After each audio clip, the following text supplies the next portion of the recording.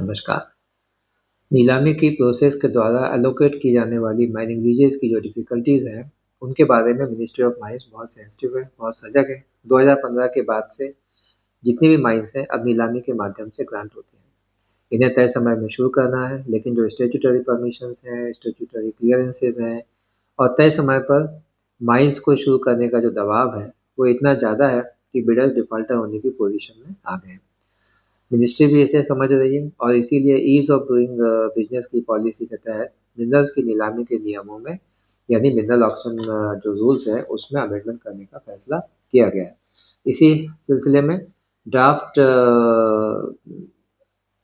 23 जनवरी 2026 को public consultation के लिए जारी किया है और इस अमेंडमेंट में unified online portal, part mining lease grant जैसे अट्रैक्टिव प्रोविजंस को शामिल किया है।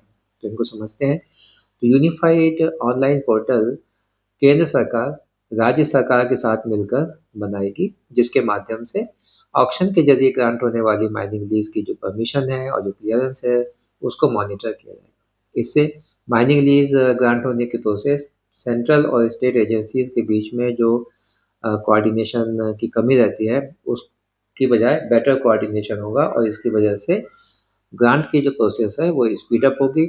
जो हर्डल्स हैं वो पोर्टल पर दिखाई पड़ेंगे और उन्हें समय रहते दूर किया जा सकता है।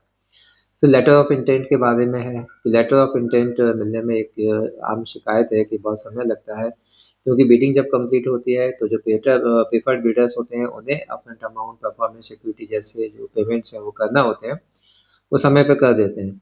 लेकिन उसके बाद भी बहुत समय तक, कई बार तो 6 से 7 महीने तक हो जाते हैं और लेटर ऑफ इंटेंट ग्रांट नहीं हो पाता है, क्योंकि वो एडमिनिस्ट्रेटिव डिले होता है उसमें। तो इस प्रोसेस की वजह से आगे के जो माइलस्टोन्स हैं जैसे माइनिंग प्लान वगैरह हैं, एनवायरनमेंट क्लियरेंस, वो सब भी डिले होते हैं। तो जो टाइमलाइन है वो भी मीट आउट नहीं होती है, वो भी पूरा करने में मुश्किल होती है। तो अब जो लेटर ऑफ इंटेंट है, जैसे ही बिडर अपफ्रंट पेमेंट और परफॉर्मेंस सिक्योरिटी का पेमेंट करेंगे, ऑटोमेटिकली पोर्टल के माध्यम से लेटर ऑफ इंटेंट बिडर को मिल जाएगा, तो अपने काम वो शुरू कर सकता है। एक जो अट्रैक्टिव अमेंडमेंट प्रपोज किया है वो है पार्ट एरिया में माइनिंग लीज को ग्रांट करना। इससे उन बिल्डर्स को राहत मिलेगी और फायदा होगा जिनके मिनरल ब्लॉक में फॉरेस्ट और नॉन फॉरेस्ट एरिया दोनों है। और फॉरेस्ट क्लियरेंस में हम सभी जानते हैं कि बहुत समय लगता है, ये बहुत लेंथी प्रोसेस है और इसकी वजह से माइनिंग लीज ग्रांट होने में बहुत समय लगता है, कई बार समय सीमा भी निकल जाती है। तो ये जो अमेंडमेंट अभी है इसमें ये बताया गया है कि नॉन फॉरेस्ट एरिया में माइनिंग लीज को ग्रांट करवा लीजिए।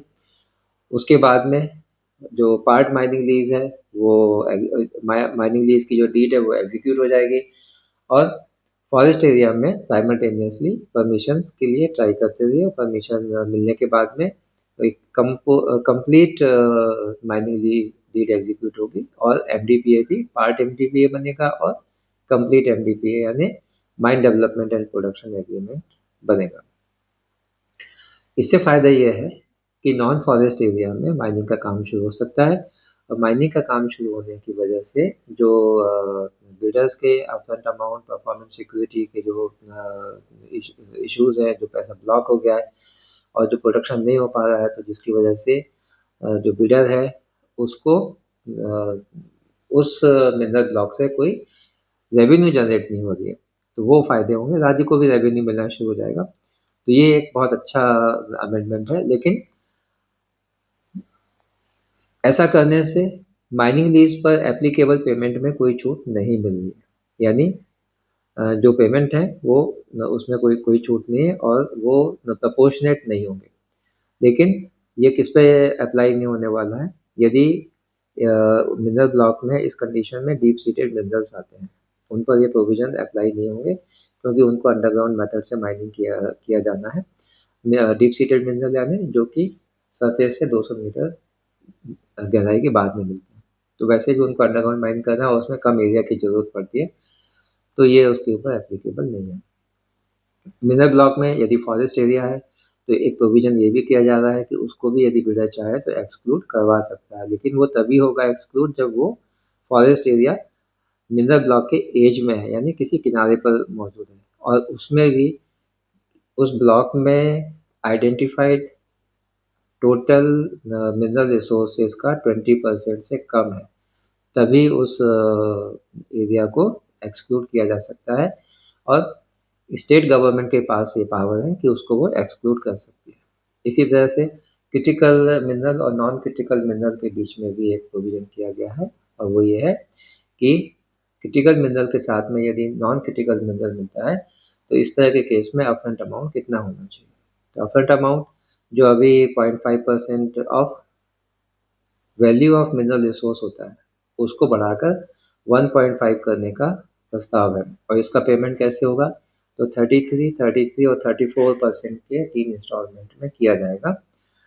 यहाँ पर मुझे लगता है कि थोड़ा क्लैरिटी की ज़रूरत है, क्योंकि ये जो इंक्रीमेंट है ये हायर साइड है।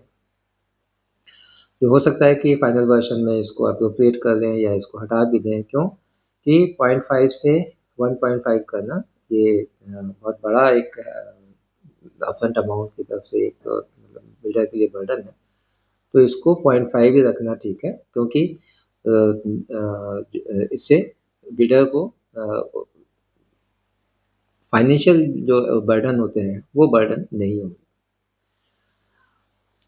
इसी सिलसिले में एक उदाहरण सामने आ रहा है कि ऐसा क्यों किया गया, क्योंकि छत्तीसगढ़ में क्रिटिकल मिनरल के 2 ब्लॉक ऑक्शन में आए थे पिछले कुछ दिनों पहले।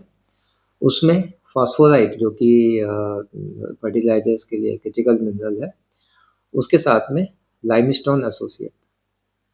लाइमस्टोन के जो रिसोर्स हैं उनकी क्वांटिटी इतनी थी, और कहना चाहिए उतनी है कि एक लार्ज सीमेंट प्लांट 50 साल की लाइफ के लिए आराम से लगाया जा सकता है।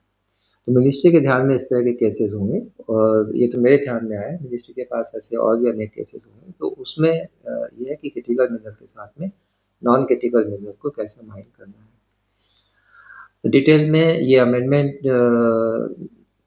मिनिस्ट्री की वेबसाइट पर अवेलेबल है, नोटिस फॉर कंसल्टेशन के नाम से। वहाँ पर भी इनके बारे में जानकारी ली जा सकती है। तो यदि इस जानकारी से आपको लाभ हुआ है तो इसे लाइक करें, कमेंट करें और सब्सक्राइब करें, और अपने मित्रों के साथ में इसको शेयर करें। इस प्लेटफॉर्म पर आपको हमेशा लेटेस्ट अपडेट्स मिलते रहेंगे। धन्यवाद।